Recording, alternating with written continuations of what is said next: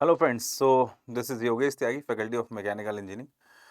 और आज का आप पीछे टॉपिक देख रहे होंगे कि ऑब्वियसली मतलब बहुत सारे सेकेंड ईयर थर्ड ईयर के स्टूडेंट्स हैं जो गेट के साथ प्रिपरेशन करना चाहते हैं और गेट के साथ टॉप रैंक भी लाना चाहते हैं। बट कन्फ्यूज़न हमेशा ये होता है कि सर मैं अभी सेकेंड ईयर में हूँ, थर्ड ईयर में हूँ, मैं अपने सेमेस्टर के एग्ज़ाम देखूँ, मैं अपने प्रैक्टिकल्स देखूँ, मैं अपना प्रोजेक्ट देखूँ कि मैं प्रिपरेशन करूँ। और नो डाउट मतलब ये सबके साथ आता है। जितने भी कॉलेज गोइंग स्टूडेंट्स होते हैं उनको कहीं न कहीं से कॉलेज में अटेंडेंस मेंटेन करनी पड़ती है। कहीं न कहीं से उनको अपने सेशनल्स देने पड़ते हैं, कहीं न कहीं से अपने टेस्ट देने पड़ते हैं, कहीं न कहीं सेमेस्टर एग्ज़ाम्स देने पड़ते हैं। तो उसकी वजह से उनकी जो प्रिपरेशन है वो हमेशा हैम्पर होती है। हमेशा उनको लगता है कि मैं बहुत अच्छा कर सकता हूँ but due to lack of time हम सर कर नहीं पा रहे। ठीक है? और इसी वजह से कहीं न कहीं पे जो सेकंड ईयर, थर्ड ईयर के स्टूडेंट्स हैं वो प्रिपरेशन करना स्टार्ट करते हैं और स्टार्ट करने के बाद फिर उनको लगता है कि नहीं यार, ये शायद मेरे लेवल का नहीं है या मैं इसको नहीं करना चाहता हूँ या मैं ज़बरदस्ती कर रहा हूँ तो मैं इसको लीव कर लेता हूँ। तो आज का आप टॉपिक देखेंगे, आर यू सेकंड ईयर और third year students? So crack GATE with college. I just also want कि मतलब मैं आपको एक ऐसा प्लान दूँ जिसके थ्रू आप गेट को कॉलेज के साथ-साथ अपना मतलब जो भी अपना बेस्ट परफॉर्मेंस है वो दो और उसके बेसिस पे बहुत अच्छी रैंक लेके आओ। रीज़न बिहाइंड दिस कि जब आप कॉलेज से निकलते हैं, जिस टाइम पे आप लेट्स सपोज आप 2024 में पास आउट होने वाले हैं, तो 2024 में आपके पास एक मिनिमम जो होता है ना कि सर कंपटीशन सबसे कम कब होता है? Competition is minimum when you are passing out. अगर आपको लगता है कि सर नेक्स्ट ईयर जाएँगे उस टाइम पे कंपटीशन मिनिमम होगा तो दैट इज़ नॉट पॉसिबल, क्योंकि जब आप पास आउट होते हैं तो उस टाइम पे केवल आप पेपर दे रहे होते हैं, आपके सीनियर्स पेपर दे रहे होते हैं। और जब आप पास आउट होने के बाद 1 साल और बिता देते हैं तो आपके जूनियर्स भी पेपर दे रहे होते हैं। तो सबसे कम कंपटीशन वो ईयर में होता है जिस ईयर में आप पेपर दे रहे होते हैं। चलो, तो मैं आपको एक छोटा-सा कुछ डिस्कस करूँगा। आई जस्ट वांट कि मतलब आप अगर फ़ोकस करना चाह रहे हो अपने गेट की प्रिपरेशन पे तो आप डेफ़िनेटली इसको फ़ॉलो कर सकते हो कि हाँ सर, मैं मेरे लिए ये इम्पोर्टेंट है एंड मैं इसको फ़ॉलो करूँगा। तो just this is about me, have experience of more than 8 years, more than 1 lakh students को पढ़ा चुका हूँ, more than 100 career guidance seminar दे चुका हूँ और आपको बहुत जगह आपने देखा भी होगा। इन केस अगर आपको कहीं पे रिक्वायरमेंट होती है तो डेफ़िनेटली आप मुझे जस्ट पूछ सकते हो कुछ भी अगर आपको लगता है कि हाँ सर ये मुझे नीडेड है। ठीक है? चलिए अभी जल्दी से हम लोग स्टार्ट करते हैं। ऑब्वियसली फिर से मैं एक लाइन आपके सामने, एवरीवन जो भी कभी भी अभी आज एक्सपर्ट है वो कभी न कभी बिगिनर था। आपके लिए भी यही है कि अगर आप एक्सपर्ट बनोगे तो कहीं न कहीं बिगिनिंग से ही स्टार्ट करोगे। Just remember these things. This is अड्डा 24/7। आप अड्डा 24/7 का ऐप डाउनलोड कर लीजिए। अगर आपने डाउनलोड नहीं किया, इससे आपको बहुत सारे बेनिफिट्स मिलेंगे। जो भी जॉब अलर्ट्स है, आपके सब्जेक्ट की क्विज़ेस हैं, आपके लिए वीडियोज़ हैं, ये सारे के सारे ऐप पे मिलते रहेंगे। तो those who have not downloaded वो जितना जल्दी हो सके इसको डाउनलोड कर लें। अपना बेसिक ब्रांच सेलेक्ट कर लें ताकि आपके ब्रांच से रिलेटेड इन्फॉर्मेशन आपके पास आती रहे। इन केस अगर किसी ने अभी तक ये चैनल सब्सक्राइब नहीं किया है तो जितना जल्दी हो जाए आप इस चैनल को सब्सक्राइब कर लीजिए ताकि आपको जो भी ये वीडियोस हैं, जो भी इन्फॉर्मेशन है गेट से, इंजीनियरिंग सर्विसेज से रिलेटेड, वो आपको मिलती रहे। ठीक है? चलिए, गेट 2024 इट इज़ ऑब्वियस कि आईआईसी बैंगलोर लेने वाला है और आईआईसी बैंगलोर के बारे में इट इज़ ऑब्वियसली फेमस कि कभी जब भी ये एग्ज़ाम लेता है तो एक जो पेपर आता है उसका लेवल अच्छा खासा होता है, मतलब ट्रिकी होता है एज़ कम्पेयर टू अगर मैं अदर आईआईटीज़ की बात करूँ तो इसका लेवल थोड़ा-सा अच्छा होता है, थोड़ा-सा ट्रिकी होता है। तो आपको प्रिपरेशन भी उसी लेवल पे करनी है, जितने भी लोग हैं। तो आज का जो वीडियो है वो ऑब्वियसली हम जो डिस्कशन करने जा रहे हैं, वो बात करने जा रहे हैं second year as well as third year students के लिए। ठीक है? सेकंड ईयर और थर्ड ईयर स्टूडेंट्स के लिए। थर्ड ईयर के जो स्टूडेंट्स होंगे इट इज़ ऑब्वियस कि वो शायद इस बार आपको अच्छे से पता है कि जो थर्ड ईयर है वो अलाउड है। और अगर थर्ड ईयर अलाउड है तो बहुत सारे थर्ड ईयर के स्टूडेंट्स होंगे जो अभी इस बार पेपर दे रहे होंगे। ठीक है? और सेकेंड ईयर के स्टूडेंट्स अभी अपना प्लान कर रहे होंगे तो वो अभी एग्जाम दे रहे होंगे। इट इज़ ऑब्वियस कि शायद इस बार अपीयर हो रहे होंगे और सेकेंड ईयर वाले स्टूडेंट जो है वो अभी प्लान कर रहे होंगे। तो अब देखिए यहाँ से कैसे प्लान करना होता है। अगर आप जैसे सेकेंड ईयर के स्टूडेंट्स हैं तो इट इज़ ऑब्वियस कि सेकेंड ईयर के जो भी स्टूडेंट्स हैं, मैं लिख देता हूँ एक बार। सेकेंड ईयर के स्टूडेंट हमेशा ऑब्वियसली इनके पास लेट सपोज कोई थर्ड सेमेस्टर में है, कोई फोर्थ सेमेस्टर में है और इट मे बी कोई फोर्थ सेमेस्टर क्रॉस करने वाला है। मैं बस इतना ही मानता हूँ। तो आपके पास दो ही सेमेस्टर हैं। इट इज़ ऑब्वियस कि या तो आप थर्ड सेमेस्टर में होंगे और या फिर आप फोर्थ सेमेस्टर में होंगे। अच्छा, अगर आप थर्ड सेमेस्टर और फोर्थ सेमेस्टर में हैं तो ये थर्ड सेम और फोर्थ सेम में सर अगर बाई चांस हमें, तो हमारे पास कितना टाइम अभी बचा है। इट इज़ ऑब्वियस कि अगर आप देखेंगे ध्यान से कि मेरे पास कितना टाइम बचा है, मैं एक बार ये सेम सही से लिख देता हूँ ताकि आपको थोड़ा सा मतलब ऑड फील ना हो कि सर ये क्या लिख दिया आपने, दिस इज सेम, ठीक है। तो बच्चे अगर आप देखेंगे टोटल आपके पास 8 सेमेस्टर, मेरे ख्याल से जो थर्ड सेम में है उनके पास अभी 5 सेम है, और जो अभी फोर्थ सेम में है उनके पास भी अभी 4 सेम है, ठीक है। अगर ये आपके पास ये रिमेनिंग सेम है तो इन रिमेनिंग सेम को आपको कैसे यूटिलाइज करना है। देखो बच्चे, इट इज़ ऑब्वियस कि college is very important to us, हमें डिग्री लेनी बहुत इंपॉर्टेंट होती है। कॉलेज में आपका परसेंटेज मेंटेन करना बहुत इंपॉर्टेंट होता है, क्योंकि कहीं ना कहीं से वो बाद में बड़ा रोल प्ले करता है। तो जितने भी लोग जो लोग भी प्रिपरेशन करना चाह रहे हैं, वो सबसे पहले तो मैं एक चीज़ जानता हूँ कि कोई भी सेमेस्टर हो, उस सेमेस्टर में 2 से 3 सब्जेक्ट होते हैं जो आपके टेक्निकल होते हैं, और 2 से 3 सब्जेक्ट होते हैं जो आपके मतलब थोड़े से कहीं ना कहीं से आपको इंडस्ट्रियल दे दिया, ओआर दे दिया, कुछ ऐसे सब्जेक्ट्स होते हैं जो आपके मतलब आगे फ्यूचर में जब आप जाएंगे किसी कंपनी में तो उस कंपनी में आपको यूज आएंगे, ठीक है। तो जो 2 से 3 सब्जेक्ट आपके कोर सब्जेक्ट है, आपको ना ये कोर सब्जेक्ट पकड़ के चलने। करना क्या है, लेट सपोज आप किसी सेमेस्टर में हैं और ये 2 से 3 सब्जेक्ट आ गए, लेट आपके पास यहाँ से टीडी आ गया, थर्मोडायनेमिक्स आ गया, थर्मोडायनेमिक्स के अलावा आपके पास या एफएम आ गया, या आपके पास यहाँ से सोम आ गया। अब क्या यार ये जरूरी है कि आप कॉलेज के लिए जब पढ़ रहे थे तो थर्मोडायनेमिक्स को अलग से कॉलेज के हिसाब से पढ़े, फिर आप जब प्रिपरेशन करना शुरू किए तो आप प्रिपरेशन के हिसाब से पढ़े? ऐसा क्यों? अगर आप जैसे बचपन में काउंटिंग सीखते थे तो काउंटिंग क्या ऐसा था कि नहीं उसके लिए मैंने अलग सीखी, इसके लिए अलग सीखी? तो सबसे पहला फंडा होता है जो लोग भी तैयारी कर रहे हैं, जितने भी लोग भी, वो ये कि जब आप इसको प्रिपेयर कर रहे हो ना, तो इसको डिटेल्ड मैनर में ही तैयार करो, दैट्स इट। इसको डिटेल्ड मैनर में ही तैयार करो, कोई भी सब्जेक्ट हो। मतलब मैं इसकी नहीं बात कर रहा हूं, अभी 4 सब सेमेस्टर आने वाले हैं, सोचो आप, आपके पास अभी 4 सेमेस्टर है, मतलब आपके पास अभी पूरा का पूरा लगभग 1.5 ईयर बचा हुआ है। इन 1.5 ईयर में आप अगर 3-3 सब्जेक्ट लेके चलोगे, 3-3 सब्जेक्ट से आपके total 9, second year third year के जो सब्जेक्ट्स होते हैं वही सबसे मेन होते हैं, वही आपके पूछे जाते हैं। तो अगर आप यहां से लेके चलेंगे तो टोटल आपके पास कितने, लगभग 9 सब्जेक्ट्स हैं। इनको आप अच्छे से तैयार करो और इनको डिटेल्ड मैनर में तैयार करो।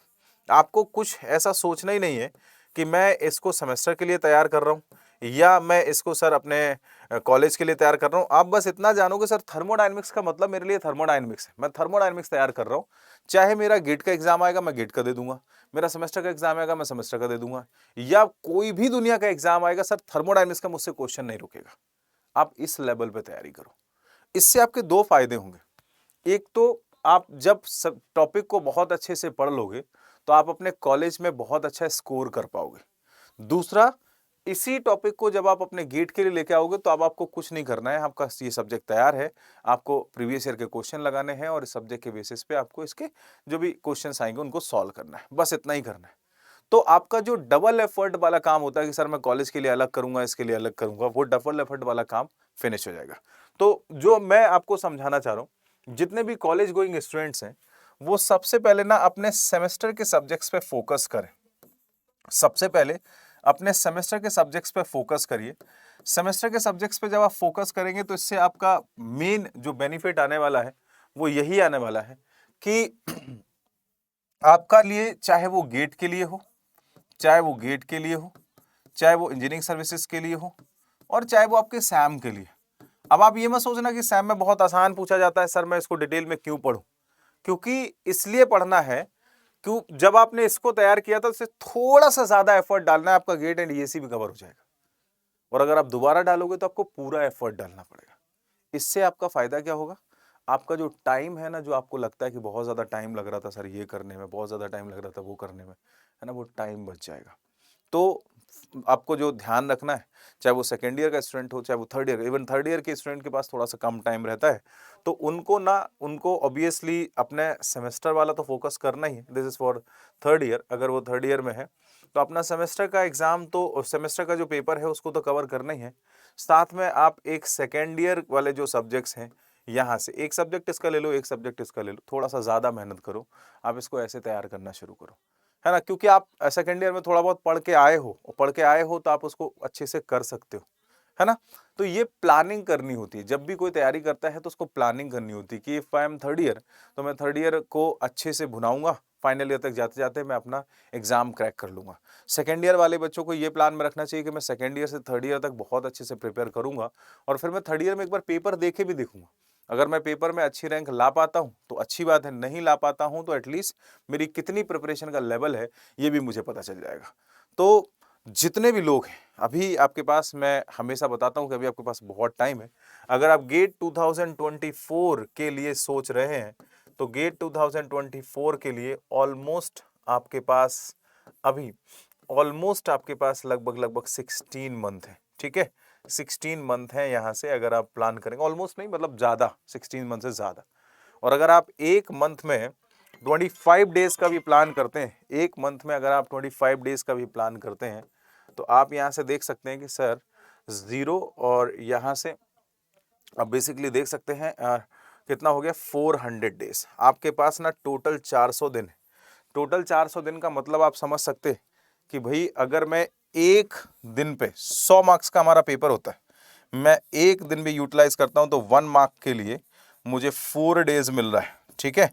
तो अभी से आप तैयारी करना शुरू करिए। 4 दिन में आपको 1 नंबर का पढ़ना है मात्र, है ना। फिर ये 3 दिन में 1 नंबर का होगा, फिर 2 दिन में 1 नंबर का होगा, फिर 1 दिन में 1 नंबर का होगा एंड धीरे धीरे ये आपके लिए वर्डन होता जाएगा। तो आप अभी से प्लान करिए, आप एक अच्छा प्लान करिए कि सर मैं अपने सेमेस्टर को भी अच्छे से मेंटेन करूंगा, मैं अपनी अटेंडेंस भी मेंटेन करूंगा, क्योंकि मैं अगर सेमेस्टर में मेरा थर्मोडायनेमिक्स चल रहा है तो मैं थर्मोडायनेमिक्स के अलावा दूसरा सब्जेक्ट टच ही नहीं करूंगा, है ना। एफएम चल रहा है तो एफएम के अलावा मैं दूसरा सब्जेक्ट टच ही नहीं करूंगा। सेमेस्टर में 3 सब्जेक्ट ऐसे होते हैं जो आपको पढ़ने होते हैं टेक्निकली, है ना। और वो 3 सब्जेक्ट आपके गेट में भी आते हैं, आपके इंजीनियरिंग सर्विसेज में भी आते हैं। उन्हीं 3 सब्जेक्ट को एक डिटेल मैनर में उनकी अच्छी बुक लो, कोचिंग का अगर हेल्प लेना है तो कोचिंग की हेल्प लो, उन्हीं 3 सब्जेक्ट को करना शुरू करो। और इससे ज़्यादा बेस्ट किसी कॉलेज गोइंग स्टूडेंट के लिए कुछ नहीं होता है, ठीक है। तो इस पे आप अपना प्लान करो और करते जाओ। जितना जल्दी हो सके आप, जितना जल्दी आप सजग हो जाओगे उतनी जल्दी आपकी रैंक आने के उतने ज़्यादा चांसेस रहेंगे। दैट विल बी, आप चाहें तो ऐसा भी कर सकते हैं, हम अड्डा जितना, अगर हम अड्डा के बारे में बात करें तो अड्डा हमेशा अफोर्डेबल एजुकेशन की बात करता है। और अफोर्डेबल एजुकेशन की अगर हम बात करें तो ऐसा अफोर्डेबल नहीं कि नहीं सर हम थोड़ा सा फीस कम कर देते हैं, वैसा कुछ नहीं। फीस इतनी अफोर्डेबल है कि आप अपनी पॉकेट मनी से दे सकते हैं। आप यहाँ से जस्ट देखें 2024 के ये न्यू बैचेस हैं। और एक और चीज, आपने जैसे फर्स्ट ईयर में इंजीनियरिंग मैथमेटिक्स पढ़ रखा है तो इंजीनियरिंग मैथमेटिक्स का गेट में रोल 15 नंबर का होता है, 13 नंबर का। तो ये 13 नंबर बहुत बड़ा है। ऑब्वियसली 100 नंबर के पेपर में अगर 13 नंबर का कोई सब्जेक्ट पूछा जाता है तो ये बहुत बड़ा है। चाहे वो किसी भी ब्रांच का बच्चा हो, चाहे वो डबल ई का, इसी का हो, चाहे मैकेनिकल का हो, चाहे सिविल का हो, उसके लिए 13 मार्क्स एक बहुत बड़ा नंबर होता है, क्योंकि 100 नंबर में 13 नंबर आपके मैथ से कवर हो रहे हैं। तो और मैथमेटिक्स आपको आसान भी लगता है तो अगर आपको गेट में इंटरेस्ट जगाना है, आपको लगता है कि मैं गेट में इंटरेस्ट जगाना चाहता हूं और मैथ में सर कवर भी कर लूंगा, मुझे मैथ में इतना टेंशन भी नहीं है, तो आप 1 सितंबर से बैच भी स्टार्ट कर सकते हो। पूरा का पूरा 18 मंथ्स का कोर्स है, ठीक है। इस 18 मंथ्स के कोर्स का अगर हम यहाँ से जस्ट बात करें तो टोटल जो बच्चे आपके पास यहाँ से 18 मंथ्स का जो कोर्स है, इसका जो टोटल मेरे ख्याल से प्राइस है वो लगभग 13,500 के आसपास होगा। मैं अभी आपको एक बार दिखा देता हूँ, है ना।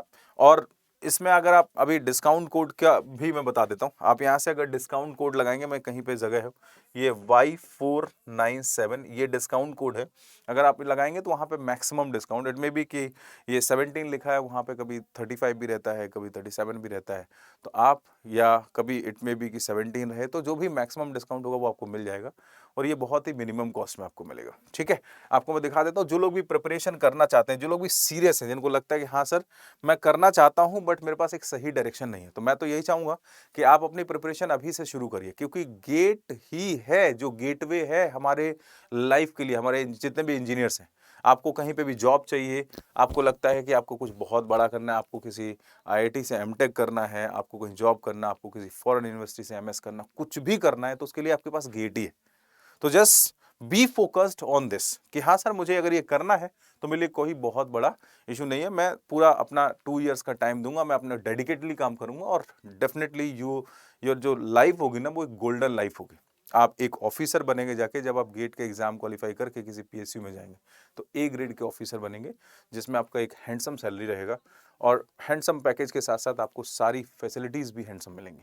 तो जस्ट इसको फोकस में रखते हुए आप अपनी प्रिपरेशन स्टार्ट करिए।